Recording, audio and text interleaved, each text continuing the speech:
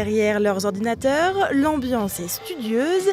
Clics et claviers sont les seuls à troubler le silence. Alors nous ne sommes pas en cours de technologie au collège, mais un stage de création d'un jeu vidéo. Depuis 2 jours, ces 11 jeunes âgés de 10 à 16 ans apprennent à manier logiciels et codage tout en laissant libre cours à leur imagination et les résultats peuvent être surprenants. C'est un jeu de zombies à 2. On est dans un décor d'une maison hantée et il y a des zombies qui apparaissent et c'est celui qui tue le plus de zombies qui a gagné la partie. Et ça me fait plaisir de créer moi-même mon propre jeu de zombies, comme ça je pourrais jouer à mon jeu. Je trouvais ça bien de me lancer dans un concept où il faut créer un jeu vidéo. Ça me donne des missions, des aventures. Je fais un Stickman, un jeu de combat avec des personnages. C'est un peu dur quand même, il faut l'avouer que c'est pas en 2 jours qu'on va faire un jeu très dur. Ça peut m'apprendre plus tard pour créer un jeu vidéo et c'est pas mal. Là, mon jeu vidéo, ça va être une espèce de stand de tir où il va falloir tirer sur des canards. Et du coup, ça sera un multijoueur, quelqu'un qui tirera et quelqu'un qui animera les canards pour éviter de se faire tirer dessus. Voilà. Je cherche les images d'animation du canard, le rendre drôle pour montrer que c'est pas violent, bien qu'il y ait des armes. Après avoir trouvé l'idée, mais aussi commencé à coder, juste avant le déjeuner, il y a une chose à ne pas oublier. Enregistrer, tu lui donnes un nom. Donne-lui un nom, il t'en demande un.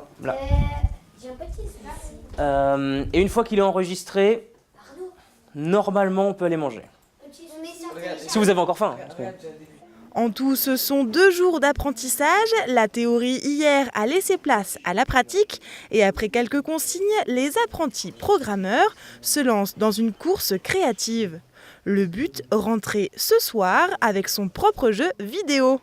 Ils ont souvent des idées un peu farfelues. Le pire, c'est quand on essaie de tous faire le même.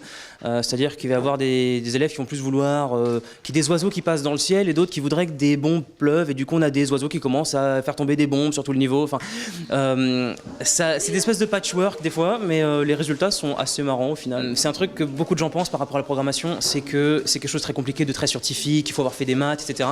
Alors qu'en fait, c'est une logique à part. C'est-à-dire que c'est une logique qui emprunte aux mathématiques, qui emprunte aux sciences, mais qui emprunte aussi à la littérature, vu qu'on a des paragraphes de code, donc n'importe qui peut s'y mettre.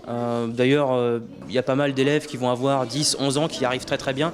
Le Pixel Museum propose l'atelier depuis son ouverture il y a 1 an et demi et son succès ne se dément pas. Au-delà de l'occupation de vacances, il vise à faire découvrir le monde du jeu vidéo.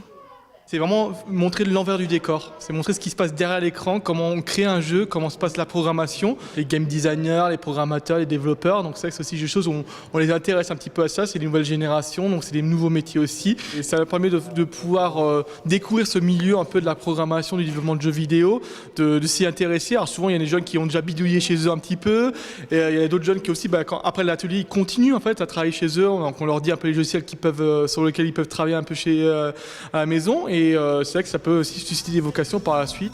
Et à côté des stages, les jeunes vacanciers peuvent aussi découvrir le Pixel Museum à travers ses expositions. Jusqu'au 11 novembre, c'est l'univers de Dragon Ball qui est mis à l'honneur pour laisser ensuite place à un jeune sorcier à lunettes.